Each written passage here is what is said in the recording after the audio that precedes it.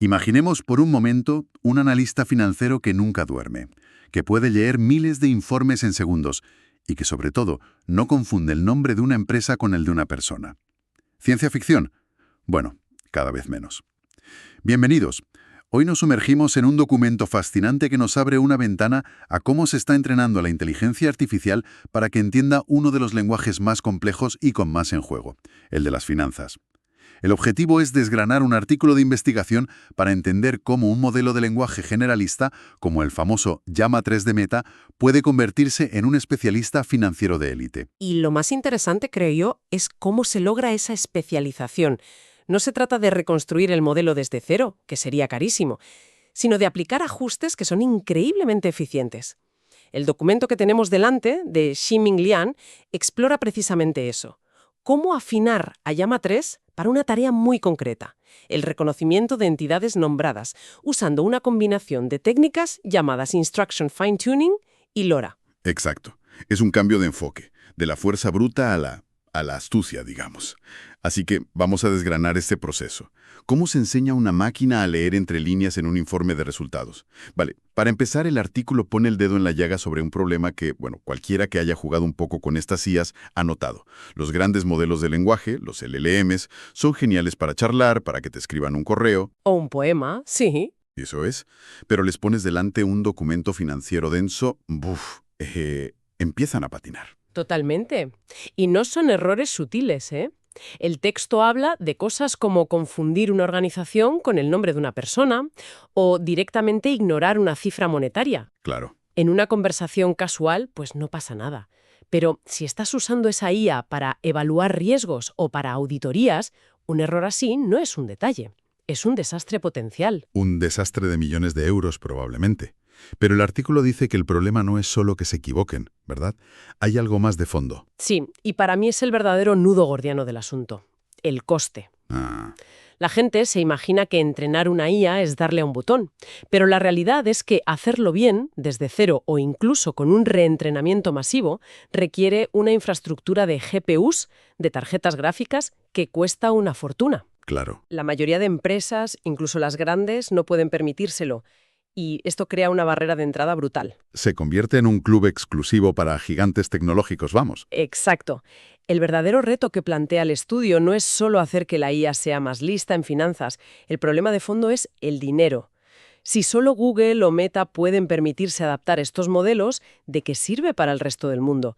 El obstáculo real es hacer esta tecnología, accesible.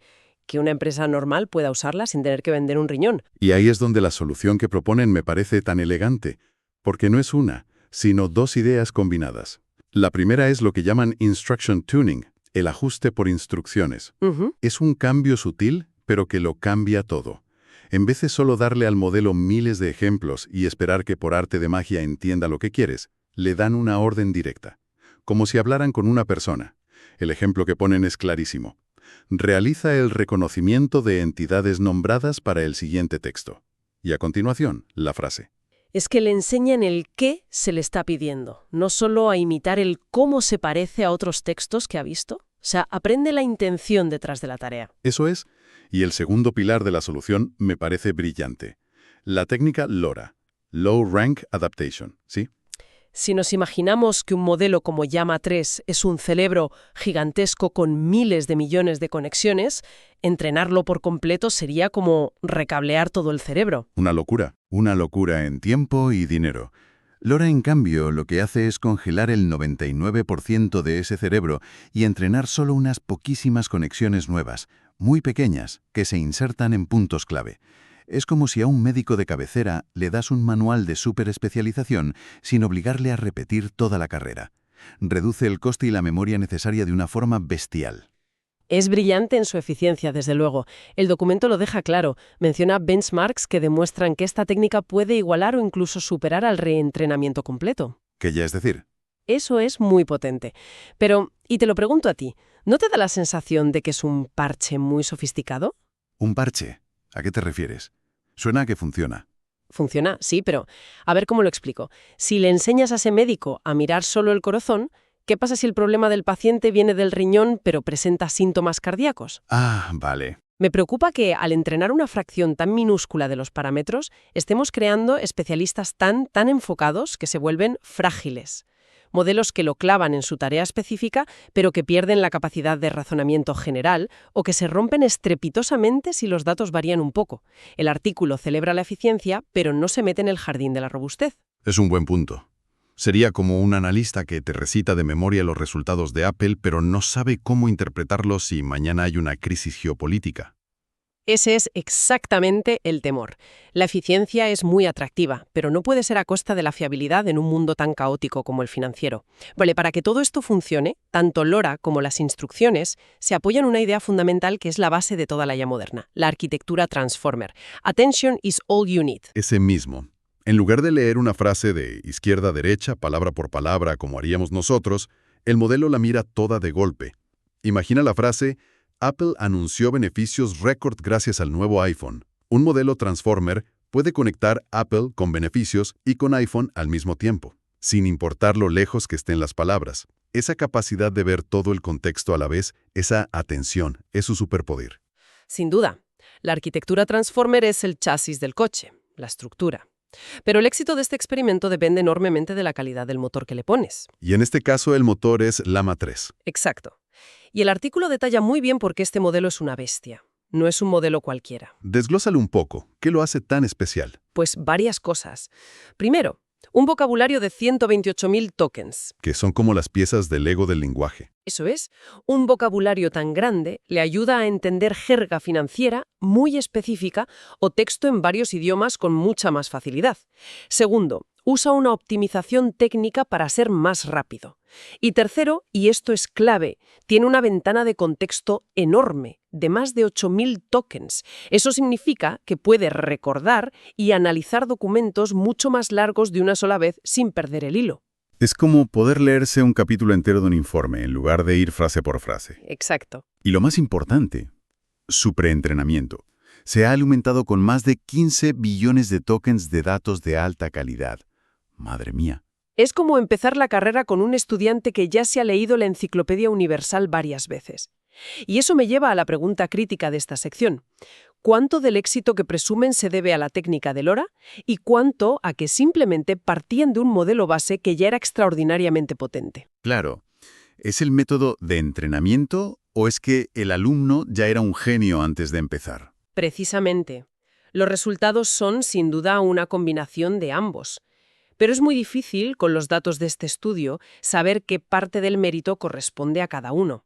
Me atrevo a decir que si aplicas esta misma técnica a un modelo base mucho más débil, los resultados no serían ni de lejos tan espectaculares. El punto de partida importa, y mucho. Entendido. La teoría suena muy bien, la tecnología es potente, pero esto hay que probarlo. ¿Qué hicieron exactamente en el laboratorio? Y aquí es donde a mí personalmente me ha volado la cabeza. Yo pensaba que para entrenar a una IA necesitabas, no sé, la biblioteca del Congreso entera. Pero usaron menos de 1.700 frases. Es poquísimo. Poquísimo. ¿De verdad con tan poco material se puede enseñar a un modelo tan complejo a especializarse? Parece casi magia.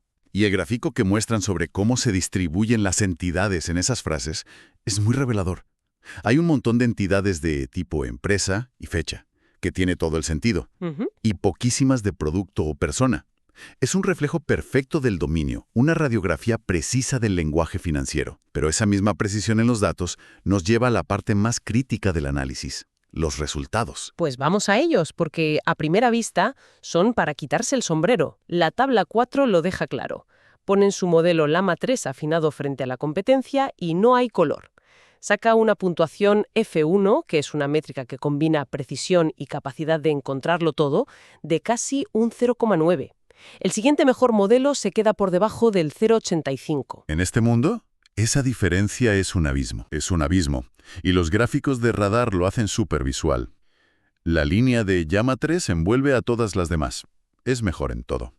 Los números son buenos. El salto de rendimiento es notable, no hay duda. Pero, como buen analista, hay que mirarlos con lupa. A ver. Y aquí es donde volvemos al problema del tamaño de los datos. Como el propio artículo reconoce, con solo 1.693 frases, el riesgo de sobreajuste es altísimo. Explica eso del sobreajuste con un ejemplo.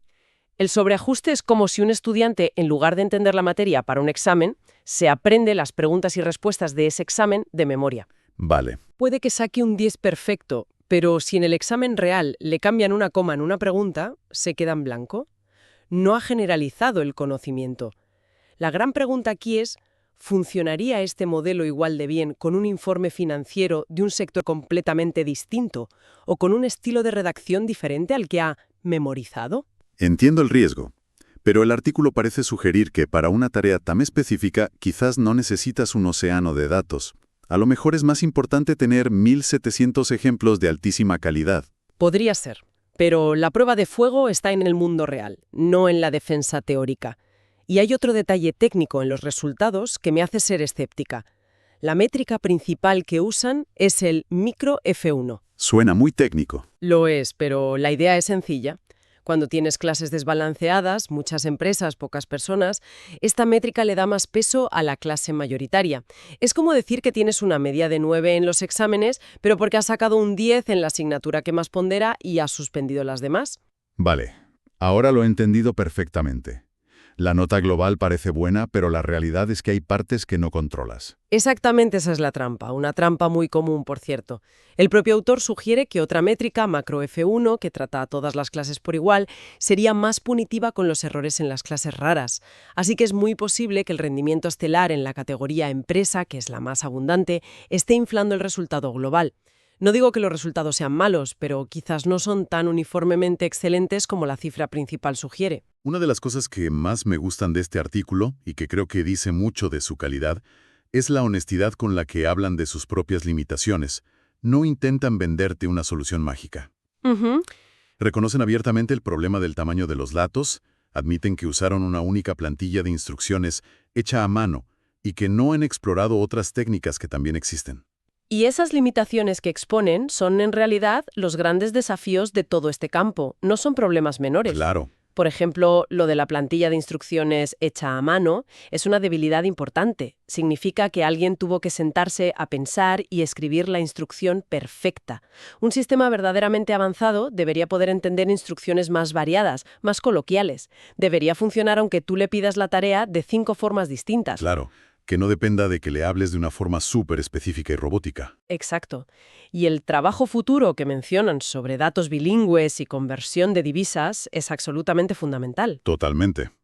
El mundo financiero no opera en un solo idioma ni en una sola moneda.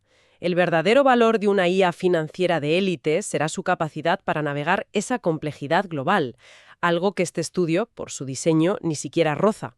Por eso lo veo como una excelente prueba de concepto. Demuestra que la idea funciona en un entorno de laboratorio, pero la aplicación en el caos del mundo real va a requerir superar todas estas limitaciones. Entonces, después de esta inversión, ¿qué nos llevamos? ¿Cuáles son las grandes ideas? A mí la primera que se me queda es que los modelos de IA de propósito general, por muy listos que sean, necesitan especialización. No es enchufar y listo. El dominio de las finanzas tiene sus propias reglas y hay que enseñárselas. Totalmente. No puedes esperar que un filósofo generalista se convierta en un contable experto de la noche a la mañana. La segunda idea, y para mí la más esperanzadora, es que no hace falta ser un gigante tecnológico para lograrlo. Técnicas inteligentes y eficientes como LoRa democratizan el acceso. Ese es el gran avance. Abre la puerta a que más empresas puedan innovar. Y lo tercero que me llevo es que la combinación parece ser la clave. No es solo una técnica, es la suma de una instrucción clara y directa y una afinación súper eficiente. Al menos cuando partes de un alumno tan aventajado como Llama 3. Ahí está. Pero sin olvidar la mirada crítica. Hemos visto que esos resultados tan llamativos dependen de un conjunto de datos muy pequeño y que las métricas usadas podrían no contar toda la historia. La gran pregunta que sigue en el aire es la generalización. ¿Cómo se comportará este modelo cuando se enfrente a los textos del mundo real, que son mucho más desordenados y ambiguos? Totalmente. Y eso nos deja con una última idea para reflexionar. Todo este análisis se ha centrado en el inglés, pero ¿qué pasaría si un modelo como este tuviera que analizar un informe que mezcla español, inglés y cifras en euros y dólares en la misma frase? ¿Cómo se entrena una IA para que entienda no solo el lenguaje, sino también el cambio constante de contexto cultural y económico de nuestro mundo? Ahí es donde empieza el verdadero desafío. Gracias por acompañarnos en esta exploración. Hasta la próxima.